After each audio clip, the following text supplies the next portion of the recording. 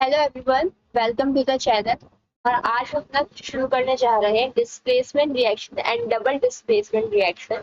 इससे पहले हमने टाइप्स ऑफ केमिकल रिएक्शंस के दो पार्ट जो थे, combination reaction and decomposition reaction, वो हमने अपने पिछले लेक्चर में पूरे कर लिए। चलिए शुरू करते हैं। डिस्प्लेसमेंट रिएक्शन, डिस्प्लेसमेंट वर्ड है, इससे आप क्या समझते हो? वेरी इजी वर्ड है इंग्लिश का, बहुत ज्यादा। डिस्प्लेस करना यानी कि उसे उसकी जगह से हटा देना। जैसे कि एक स्ट्रॉन्ग बॉय है आपकी क्लास का, ठीक है, ये स्ट्रॉन्ग बॉय है और ये एक वीक बॉय है, वो अपनी फ्रेंड के साथ बैठा हुआ है यहाँ पे, ठीक है। बी उसकी फ्रेंड है, सपोज करो बी उसकी फ्रेंड है और डब्ल्यू क्या है? वीक बॉय है। अब ये बी जो है वो वीक बॉय की फ्रेंड है और स्ट्रॉन्ग बॉय की भी फ्रेंड है। अब स्ट्रॉन्ग बॉय आया, उसने कहा नहीं मैं बैठूंगा यहाँ पर अपनी फ्रेंड के साथ। क्योंकि ये वीक बॉय है तो उसने एक बार में उसे यहाँ से हटा दिया और खुद अपनी फ्रेंड के साथ, यहाँ पे एरो आएगा, और खुद अपनी फ्रेंड के साथ बैठ गया और वीक बॉय अकेला, उसे अकेला बैठना पड़ा। ऐसा ही होता है आपका डिस्प्लेसमेंट रिएक्शन। इसके अंदर जो एक एलिमेंट होता है जो कि स्ट्रॉन्ग होता है, वो क्या करता है? वीक वाले मेटल को उसके अपने कंपाउंड से, कंपाउंड पता है ना, दो एलिमेंट का मिक्सचर, ये दो है, दो सारे एलिमेंट का मिक्सचर, उसमें से वीक वाले को हटा देता है और खुद आके बैठ जाता है उसके कंपाउंड के साथ, और वीक वाले को अकेले रहना पड़ता है।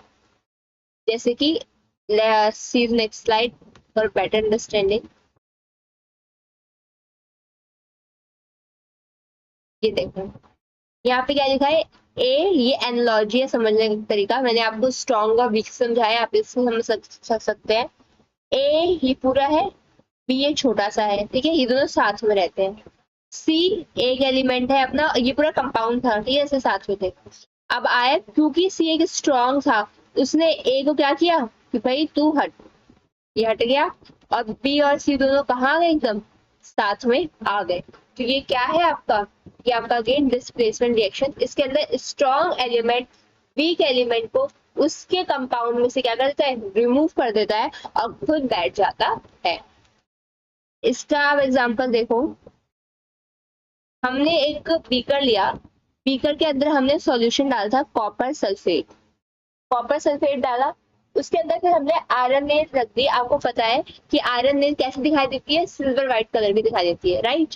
तो हमने कॉपर सल्फेट के अंदर क्या डाला था? आपका आयरन, और हमने कुछ टाइम के लिए रख दिया। अब हम क्या देखेंगे? शुरुआत में कॉपर सल्फेट का कलर क्या है? ब्लू कलर का है। क्या कलर है? ब्लू कलर का। और आयरन का कलर क्या है? सिल्वर।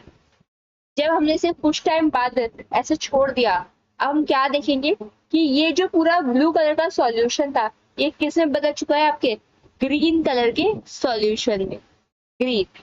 और आप क्या देखोगे, ये जो पूरा सिल्वर व्हाइट कलर का आपका आयरन नेल था, इसके ऊपर कुछ रेड रेड और ब्राउन कलर का क्या हो गया? कुछ चढ़ गया इसके ऊपर। चढ़ना मतलब कि एक लेयर सी बन गई इसके ऊपर रेड ब्राउन कलर की।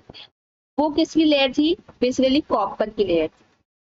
क्या हुआ कि ग्रीन हो गया कलर आपका सॉल्यूशन का, और इसके ऊपर जो पूरा सिल्वर व्हाइट कलर का मेटल था, आपका आयरन था, उसके ऊपर एक रेड ब्राउन कलर की लेयर से चढ़ गई। बेसिकली क्या हुआ कि आपके कॉपर सल्फेट प्लस आयरन का जब रिएक्शन हुआ, तो कॉपर आपका एक वीक है आयरन से, आयरन एक स्ट्रॉन्ग बॉय है और कॉपर एक वीक बॉय है।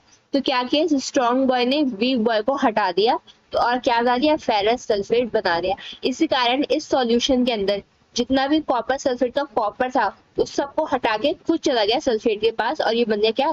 फेरस सल्फेट बन गया। और फेरस सल्फेट किस कलर का होता है? ग्रीन कलर का होता है। और जो कॉपर बच गया, अब वो बेचारा कहाँ जाए? क्योंकि पूरे पानी में, तो पूरे सॉल्यूशन में आयरन सल्फेट आ गया, उसे पता है हर जगह स्ट्रॉन्ग बैठा हुआ है, तो वो अपनी जगह कहाँ बना लेता है? इस इस आयरन नेल के ऊपर अपने आप को बिठा लेता है। इस कारण आपका कॉपर जो है इसके ऊपर आ गया, which is your red brown colour का। आई होप आपको समझ में आ गया होगा कि कलर इस वजह से चेंज है। और इसके अंदर आप क्या देख रहे हो? एक ही एलिमेंट जो है दूसरे एलिमेंट को रिप्लेस कर रहा है, इसलिए हम इसे सिंगल डिस्प्लेसमेंट रिएक्शन भी कहते हैं। इसका एक और एग्जांपल हो गया, ले सकते हो आप। हमने कॉपर सल्फेट लिया, उसके अंदर हमने मैग्नीशियम डाला। आपका मैग्नीशियम जो होता है वो भी सिल्वर कलर का होता है, और again copper sulphate blue colour का होता है। अगर आप कॉपर सल्फेट के सॉल्यूशन के अंदर, ठीक है, पानी वाला होता है सॉल्यूशन के अंदर, उसमें अगर आपने मैग्नीशियम डाल दिया तो कुछ टाइम बाद आप क्या देखोगे, जो ब्लू कलर का आपका पूरा पानी था, कॉपर सल्फेट था, वो अब किस में बदल चुका है आपका, वो कलरलेस हो जाता है। क्या हो जाता है? कलरलेस हो जाता है। ब्लू कलर से वो कलरलेस हो जाता है आपका। क्यों हो जाता है? क्योंकि सारा मैग्नीशियम आपके सल्फेट के साथ लग जाता है, और फिर वो कॉपर जाके किसके ऊपर जाता है? तो मैग्नीशियम के ऊपर लग जाता है। और ये आपका जो कॉपर है अगेन किस कलर का होता है? ये रेड ब्राउन कलर का होता है, रेड ब्राउन। ठीक है, I hope now you are clear with this. आपको सिंगल डिस्प्लेसमेंट रिएक्शन समझ में आ गया हो गया, वेरी इजी, ज्यादा टफ नहीं है। अच्छा, मैंने आपको यहाँ पे कॉपर सल्फेट प्लस आयरन का रिएक्शन कराया। अगर मैं यहाँ पे आयरन प्लस कॉपर, हाँ बेटा, अगर मैं एक बीकर लेती हूँ, उसके अंदर मैं फेरस सल्फेट डाल रखा है मैंने, ठीक है। अब मैं इसके अंदर कॉपर डालती हूँ, छोटा सा, ठीक है, कॉपर डाल दिया। तो आपको क्या लगता है कि पहले जो ग्रीन कलर का आपका कलर था फेरस सल्फेट का, अब वो ब्लू कलर का हो जाएगा? आप क्या कहना चाहते हो कि फेरस सल्फेट में जब मैंने कॉपर मिलाऊंगी तो क्योंकि ये ग्रीन कलर का है, तो ये क्या करेगा, कलर अपना कलर चेंज कर लेगा, कॉपर सल्फेट बनाएगा। किस कलर का बनाएगा? कॉपर सल्फेट ब्लू कलर का जो भी होता है वो, और आपका आयरन रिलीज कर देगा उसी कलर का। ऐसा होगा? बिल्कुल भी नहीं, कोई रिएक्शन नहीं होगी।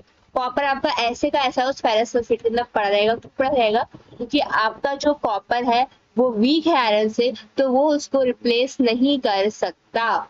ये ऐसे का ऐसा वहां पे पड़ा रहेगा जैसे आप दोगे उसे, ठीक है। तो कौन कितना ज्यादा स्ट्रॉन्ग होता है इससे आपको याद करके रखना है। सबसे रिएक्टिव आपका पोटेशियम होता है, इसके आपका सिंबल के होता है। और फिर आपका सोडियम वीक, उससे कम होते जाते हैं, लीस्ट रिएक्टिव होते जाते हैं। सोडियम, कैल्शियम, मैग्नीशियम, एल्यूमिनियम, फिर कार्बन आता है, zinc, iron, tin, lead, hydrogen, copper, silver and then gold. Okay, बाकी सारे आपके मेटल्स है, ये आपके दो ब्रैकेट्स में दे रखे हैं। सो आप क्या समझा आपने इससे यहाँ पर कि ये सबसे रिएक्टिव आपका पोटेशियम है, सबसे लीस्ट रिएक्टिव आपका गोल्ड है। गोल्ड का साइन क्या होता है? ए होता है। तो याद रखना। सपोज करो मैं लेती हूँ यहाँ पे, ये आपका जिंक है, ठीक है। अगर मैं यहाँ पे लेती हूँ जिंक सल्फेट, सपोज करो, ठीक है, और फिर मैं इसे रिएक्ट कराती हूँ कॉपर से, तो क्या कॉपर सल्फेट प्लस जिंक बनेगा? नहीं बनेगा, क्योंकि मैम जिंक क्या है आपका ज्यादा रिएक्टिव है, और ये ऊपर है, तो जिंक क्या है? ज्यादा रिएक्टिव, ये ऑलरेडी ज्यादा रिएक्टिव है, तो कम रिएक्टिव आकर उसे रिप्लेस नहीं कर सकता। हाँ, कॉपर सल्फेट प्लस जिंक होता तो जिंक सल्फेट प्लस कॉपर बन जाता। I hope now you are done with this. आपको अच्छे समझ में आ गया होगा। Now moving on to the next, which is your double displacement reaction. ये डबल डिस्प्लेसमेंट रिएक्शन क्या होती है? नाम समझ में आ गया होगा आपको। डबल मतलब दो चीजों का डिस्प्लेस होना। तो इस बार हम क्या लेंगे? इस बार हम क्या ले लेते? पहले हम सिर्फ एक कंपाउंड ले लेते हैं, फेरस सल्फेट, कॉपर सल्फेट, और एक एलिमेंट लेते हैं। अब हम दोनों जगह क्या लेंगे? कंपाउंड लेंगे। जैसे यहाँ पे इसने क्या लिया है? सोडियम सल्फेट लिया है, एक कंपाउंड है, और बेरियम सल्फेट, ये भी क्या है? एक कंपाउंड है। अब ये दोनों जो है एक्वस सोल्यूशन में एज आयंस प्रेजेंट होते हैं। आयंस करने का मतलब मैंने आपको पूछा था कि आपका पूरा कॉपर कॉपर फैला हुआ है। अब इसमें देखो आपका सोडियम सल्फेट है, अगर ये पूरा सॉल्यूशन Na2SO4, तो यहाँ के अंदर आप क्या देखोगे कि आपका सोडियम ऐसे फैला हुआ है, Na+, और सल्फेट आपका SO4 2- SO4 2-। कहने का मतलब ये है कि आपका कैटायंस और एनायंस की तरह प्रेजेंट होते हैं। दैट्स वाई हम इसे Na+ और SO4 2- लिखते हैं। ये सिर्फ आयंस की तरह प्रेजेंट रहते हैं। आपने दूसरा टेस्ट ट्यूब लिया, इसमें सोडियम, इसमें बेरियम क्लोराइड था, यानी Ba2+, हाँ Ba2+ और Cl-। यहाँ पे क्या था? ये Ba2+ Cl-, ऐसे आयंस की तरह प्रेजेंट है। अब क्या होता है आपका? ये देखो Na+SO4-, मतलब यहाँ पे प्लस माइनस, यहाँ पे ये प्लस ये माइनस, इसका प्लस इसके माइनस साथ मिल जाता है, तो क्या बन गया? NaCl। और इसका माइनस इसके प्लस साथ क्या क्या बन गया? BaSO4। तो हमने क्या देखा? इसका कैटायन इसके एनायन के साथ, इसका कैटायन इसके एनायन के साथ, तो इसके अंदर क्या बना आपका? कैटायन मतलब पॉजिटिव और एनायन मतलब नेगेटिव। तो इसका मतलब क्या हुआ? पे फिर दो आपके आयंस जो है वो कंबाइन हुए हैं, तो आप क्या बोलोगे? डबल डिस्प्लेसमेंट रिएक्शन है। जब भी आपका डबल डिस्प्लेसमेंट रिएक्शन होता है उसके अंदर कई आप जनरली जो इस चैप्टर के अंदर वो आप क्या ऑब्जर्व करोगे, प्रेसिपिटेशन। क्या ऑब्जर्व करोगे प्रेस में, इन दोनों को जब आप मिलाओगे ना, इनिशियली भी दोनों आपकी कलरलेस है, ये देखो कलरलेस है, ये कलरलेस है, लेकिन जैसे इसका ये मिल जाएगा ना, ये एकदम येलो कलर का बन जाएगा। और येलो कलर बनने का आप कुछ टाइम बाद देखोगे कि इसके अंदर येलो कलर का प्रेसिपिटेट जो है वो बैठ गया है। मैंने आपको पहले ही बताया था प्रेसिपिटेट क्या होता है, कि सॉलिड सब्सटेंस होता है जो अपने आप को सॉल्यूशन से अलग कर लेता है। तो यहाँ पे क्या बन जाएगा, वो प्रेसिपिटेट बन जाएगा। अभी प्रेसिपिटेट किसका होगा, ये प्रेसिपिटेट होगा आपका बेरियम सल्फेट का। और ये जो बचा हुआ पानी पानी आप देखो किसका होगा, सोडियम क्लोराइड का। अच्छा ये बेरियम सल्फेट है, अगर आपको दिखाना है कि प्रेसिपिटेट बना है तो आप क्या कर सकते हो, एक ब्रैकेट बनाकर सॉल्ट की जगह आप डाउन एरो बना दो। डाउन एरो में ये इंडिकेट करता है कि ये जो बेरियम सल्फेट है ये प्रेसिपिटेट है। Okay, that's it was a double displacement reaction. अगर आपको इसका एक और एग्जांपल देखना तो मैं एक और एग्जांपल आपको करा देती हूँ। ये देखो मैंने यहाँ पर लिया AlCl3, AlCl3 यानी कि एल्यूमिनियम क्लोराइड। ओके, मैंने इसमें NH4OH, इसका मैंने क्या लिया, दोनों ही क्या आपके सॉल्यूशन एक्वस फॉर्म में, अमोनिया हाइड्रोक्साइड कहते हैं NH4OH को। तो इसके अंदर आप क्या देखोगे, क्या बनाइए AlOH43 यानी एल्यूमिनियम हाइड्रोक्साइड और NH4Cl। तो आप देख सकते हो मैंने बताया ये कैटायन, ये एनायन, ये कैटायन, ये एनायन, इसका कैटायन इसके एनायन के साथ देखो AlOH, एल्यूमिनियम का वैलेंसी क्या होती है, 3 होती है, OH की 1 होती है। तो वैलेंसी जब आपने क्रॉस करी तो देखो यहाँ पे OH की 1 आ गई, एल्यूमिनियम की 3 आ गई। यहाँ पे NH4Cl, क्लोरीन की भी 1, NH4 की भी 1, तो NH4Cl। तो आपकी तो आपका प्रेसिपिटेट किसका बनेगा, इसके अंदर अगेन आपका एक प्रेसिपिटेट बनेगा यहाँ पे एल्यूमिनियम हाइड्रोक्साइड का, और ये आपका सॉल्यूशन रह जाएगा। I hope now you are clear with your double displacement reaction as well, very easy. Now move on to the last part of this chapter which is oxidation reduction reaction. तो आपको एक बात याद रखनी है, oxidation क्या होता है। ऑक्सीडेशन मतलब वो है देखो, यानी एडिशन ऑफ ऑक्सीजन, बस इतना याद रखो, ऑक्सीजन का ऐड होना और इसका उल्टा हाइड्रोजन का चले जाना। मैं भी सिर्फ ये याद कर लो कैसे क्या कह रही हूँ मैं, और आपको मैं अगले एग्जांपल भी दिखाती हूँ। रिडक्शन क्या होता है, कम होना, यानी कि reduction of removal of oxygen and addition of hydrogen. देखो अब मैं क्या कहना चाह रही हूँ, यहाँ पे करती हूँ मैं इसको, PuO प्लस H2, ठीक है, एक कंपाउंड का एलिमेंट साथ रिएक्शन कराया मैंने, Pu प्लस H2O।